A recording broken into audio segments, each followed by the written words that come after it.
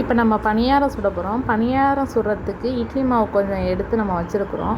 அதில் என்ன பண்ணுறோம், தேவையான அளவு நம்ம நாட்டு சர்க்கரை என்ன பண்ணுறோம், இடித்து அதில் போட்டுக்கிறோம். தேங்காய் லைட்டாக சின்ன சின்னதாக கீறி கொஞ்சோண்டு தவாவில் போட்டு அதை ரோஸ்ட்டாக வறுத்துடுறோம்.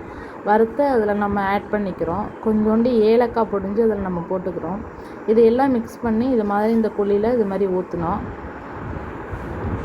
உங்களுக்கு கார பணியாரம் வேணும்னா நீங்கள் வெங்காயம், கடுகு அது மாதிரி கூட தாளித்து கூட நீங்கள் யூஸ் பண்ணிக்கலாம். எங்களுக்கு இப்போ ஈவினிங் ஸ்நாக்ஸுக்கு பசங்களுக்கு கொடுக்கறதுக்காக நாங்கள் இந்த ஸ்வீட் பணியாரம் பண்ணுறோம்.